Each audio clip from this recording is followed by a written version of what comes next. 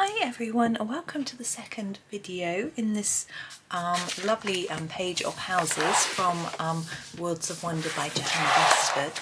Now my plan is that we're going to use the Faber Castell Polychromos for this set of houses here. Then we're going to use a different set of pencils for this one and a different set of pencils for this one. That was my thinking. And then hopefully there'll be a set that everybody can use and join in with, and it just makes it a little bit different and you can see how they go down on the page. So I will zoom into this one and we'll get started. So as I say, using my Polychromos today. Let's come in nice and closely, there we go. Now the first house I sort of did in a sort of style that I would say was quite traditional, maybe.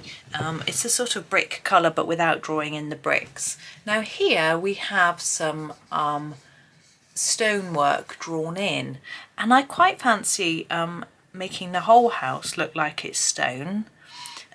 So sort of drawing in a few more. Now I'm not going to use a pen, that's far too scary, or even a black pencil or a graphite pencil. I'm actually going to use my dark sepia pencil. It's hard for you to see that. Oh, it's really tricky, isn't it? It was interesting, I was reading a post the other day and I'm just going to draw some in that are about the same size. Now I noticed these are overlapping, so I need to do the same thing here. So we would maybe have one coming out of here and up there, maybe one there like that. I'm just sort of guessing. Now you don't have to do this. If you don't like the idea of drawing any in, then don't do it, but I just feel like I want to do some sort of brickwork. It'll all come together better once I sort of colour it, but I'm just giving myself a few rough guidelines really and hoping that it will sort of work. We'll see what happens. Maybe bring that into there.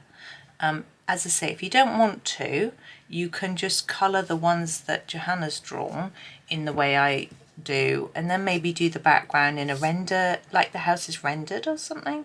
I realise Johanna's have got rounded corners and mine haven't, but I'm not very good at drawing, so I'm just doing the best I can. Also hers are different sizes and mine aren't, but I'm just as I say, just giving myself some guidelines, and I'm happy with that. We'll do something different on here. So what I'm going to do, I'm going to keep my dark sepia in my hand and do the edge of the bricks in this colour. So really sort of emphasise them like this and then just fade it in a bit. And we're also now going to start to incorporate Johanna's ones as well. And hopefully it can look almost like it's sort of supposed to be part of the picture. I think we'll do a dark edge around there too. There'll be some shadow around that shutter. I love window shutters. They remind me of my very first Lego set.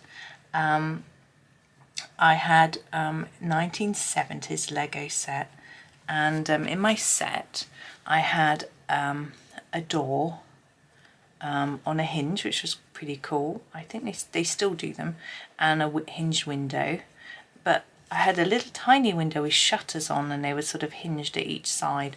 This bit was blank in here. Some of them had a bit of see-through plastic in, but mine didn't. But it was I just really liked just playing with it. The problem was that I think we had two, me and my sister. We probably had one each, and we probably had the same sets, you know. And I think one of the windows only had one shutter, the other one had snapped off and got lost. So there would have been a bit of an argument over whose it was, you know.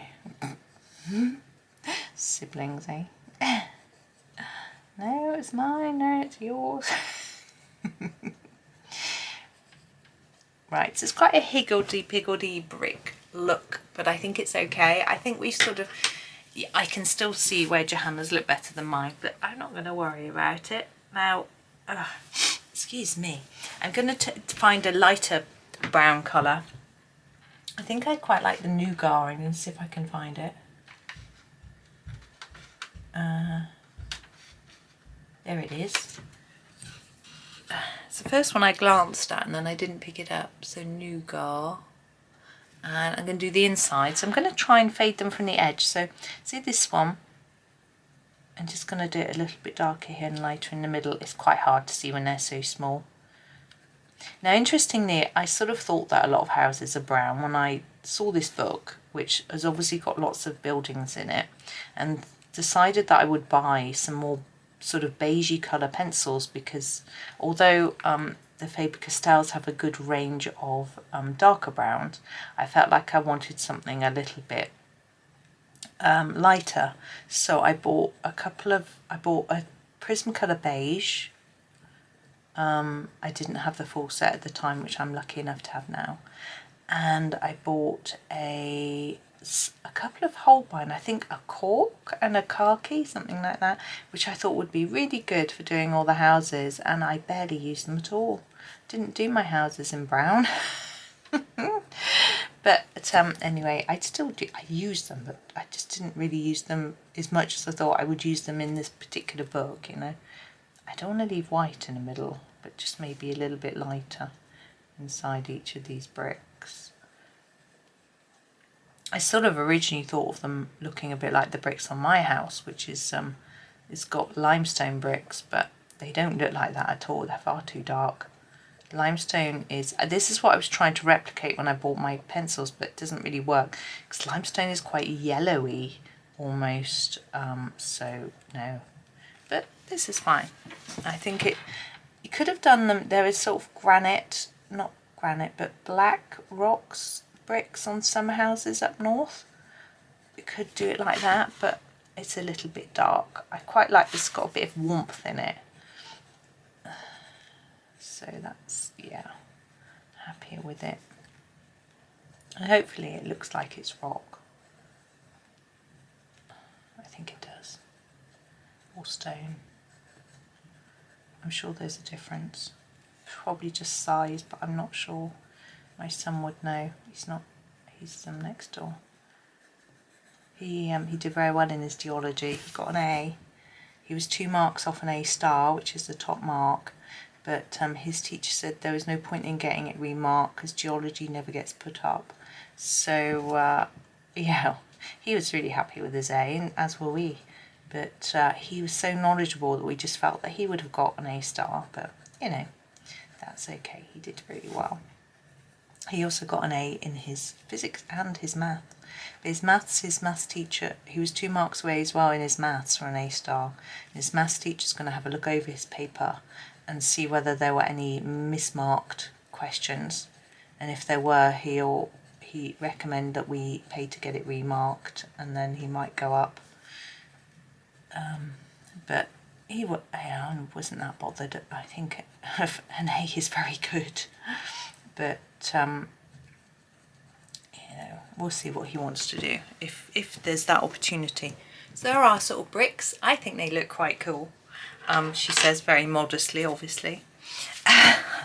Now underneath the window I think we would have a bit more shadow than is showing, and under the roof. And because we've already used our dark sepia for our brick edges, I'm going to grab my black for the shadow.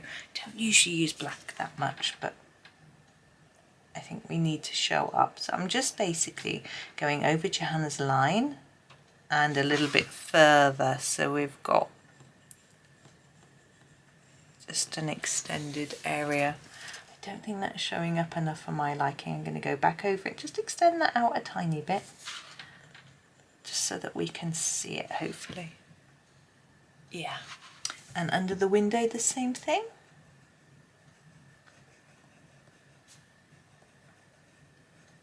There we go. Now we have this bit and this bit. Now I'm thinking maybe this could be wood and this could be wood, so we could do those 2 bits the same. So let's do that first while I'm thinking I know what I'm doing with that. I want a very different brown, so I think I'm going to grab this one. This is the brown ochre. It's so hard for you to see. And you can see it's a lovely warm brown. It's really different. Just grabbing my sharpener so I can, oops, drop it on the floor. Apparently, no, I didn't. Caught it in my lap. The good thing about Polychromos is that when you drop them, they bounce nicely. They don't break. They're not a sensitive pencil. When I went on holiday last, which was about 8 years ago, I took them with me. And they did really well. They survived brilliantly. Okay, so I'm just going to put a sort of basic layer down there, and I'm doing it that way in the direction. This one here I'm going to colour in this direction. Oh, I feel like I'm going to sneeze. We've been cleaning this morning, dusting, vacuuming, cleaning bathrooms and kitchen everywhere, and there's a lot of dust in the air. I can feel it on my nose. So you can see there's a bit of striping going on. That's really good. I'm happy with that. Now I want a darker colour to put a bit of shadow, shade, texture, that sort of thing into it. This is the burnt sienna. And for these shutters, I want to put a little line under each of these to create what hopefully will look like a bit of shadow, to show that the wood is sort of slatted. I don't know how easy it's going to be with this small detail, but I'm just gonna give it a go. My idea is to try and go under the line. On that one I went above it. I'm struggling to see. My eyes are not very good at the moment. I was wearing my magnifying glasses last night, which worked really well. I should be wearing them now. I would be able to see better. But anyway. So hopefully that looks a little bit like there's some shadow. Now these, I want to put a bit of wood grain in, so I'm just going to put some lines through. Different lengths starting in different places. It looks a little bit random. It might be a bit too fussy for you. You might just want to leave it. It's fine, however you wish. Okay, now I need to think about roofs and render. I'm thinking the render on this little building could be the same as on the chimney there. And I quite fancy doing an almost yellowish colour. Will that work? I'm going to try it. I'm going to do it lightly and see if it works. This is the light yellow ochre. Oh, there you can see it there. And I'm going to use it for the chimney. It's just going to bring a bit of warmth. That's the idea. I do that the same colour as the roof, I think. And then down here, there is a building this colour in a town near where I live. I expect there's lots, but there's one that I know specifically of, and it's a very old monastery, part of an old monastery. And it's the render is sort of lime mortar, I think. I like that, but it's too pale. I'm going to go over it a little more. I'm going to try and add a little bit of shape though. So on our chimney, I'm going to go darker here and lighten towards the middle. Just try and give it a more rounded look. I think chimneys, particularly the pot, would be rounded. I don't think that's made a great deal of difference. Here I'm just going to go over in a whole another layer or two. I'm just going to keep going, building up that colour until it looks how I want it to look really. Now I'm going to need to put some shadowing in it, because this is set back from here, as is this. So I'll put some shadows in, but we'll do that in a bit. I won't worry about it right now, but what you do need to be aware of is that you don't burnish your colour so far into the paper that you haven't got room to add any more, because we're going to need to add a little bit more in some places. I think that looks rather warm and inviting. Now the roof, I had thought about this and I had thought that I would do it red, but I don't want to do it red. I think I just want to do it grey, like the one above. I know it might be a bit boring, but I think that's just going to work with this colour. So that's what I'm going to do. And now the last one we did in a warm grey, let's do this one in a warm grey. Would match our warm colour scheme, of course, but let's try it in a cold grey just so it's a bit different. So I'm going to start with this cold grey 4. This is a sort of average grey, if you know what I mean. There we go, cold grey 4. And let's go with this part first. Now on this one, up here, I faded it up. Let's do it differently on this one. You could fade it down. No, we'll do it this way. We'll make it darker here at the bottom, and then we'll fade it up that way. It's going to be hard to see, but let's just give it a go, just so it's a bit different. So it should be lighter near the top.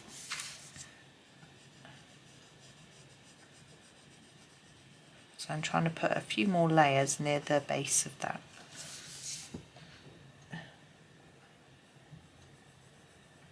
Like that. And here the same, so a bit more down here than up there. Maybe that works. I think it's a little bit light here. Maybe it needs a bit more. There we go. Now this bit, I'm just going to do an even layer there. And here I'm going to do them darker at the top than the bottom. I think that helps give the impression that they're sort of overlapping.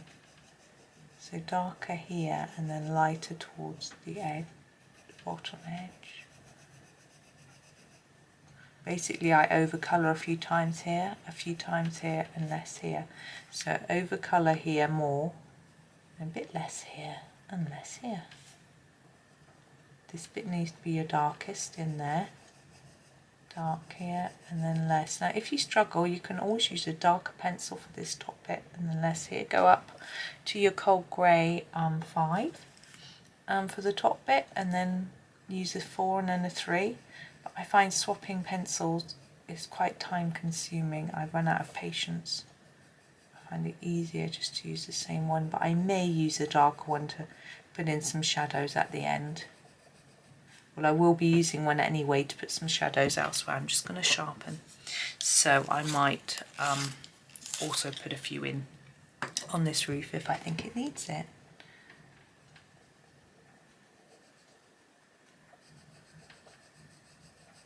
So yeah, this book is interesting. I don't know if it's my favourite Johanna book. It's definitely one of my favourites.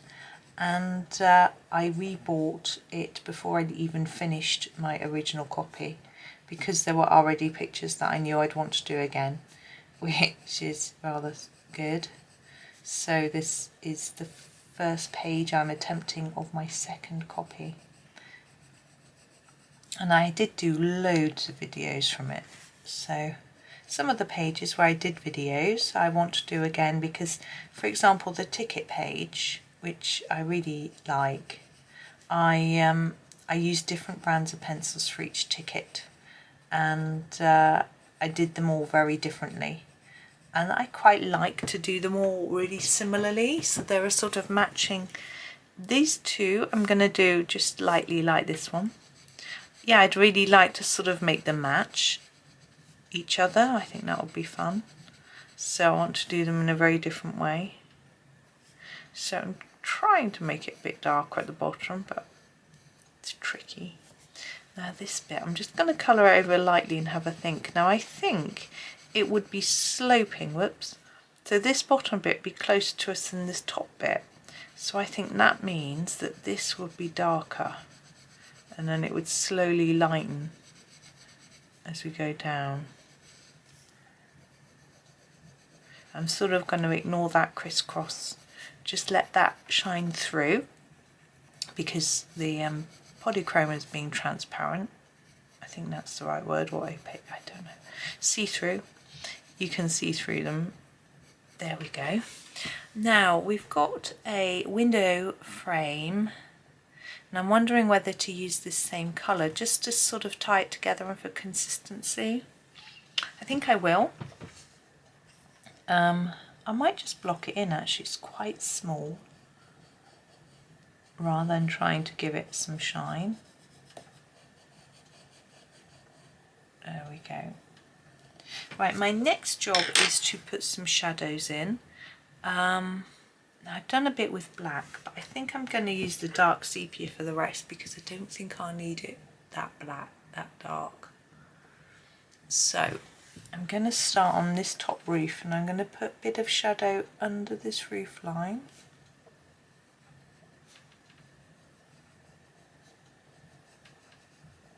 Like that, just to separate off that top part, which I think might be standing away slightly. We're going to put one down here now because the roof is set back from the house, the front part of the house. So we're going to continue that all the way down here,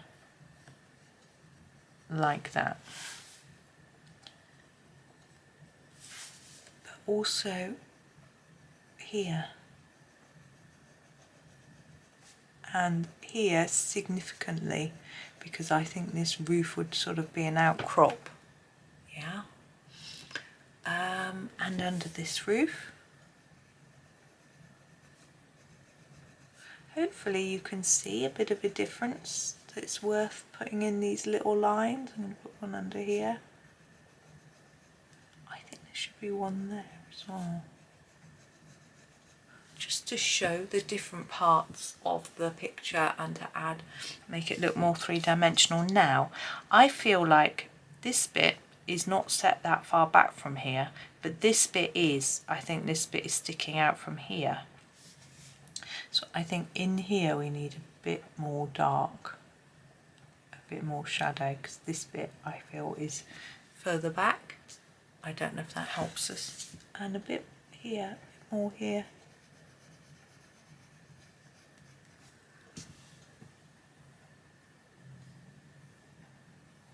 Yeah, maybe that works.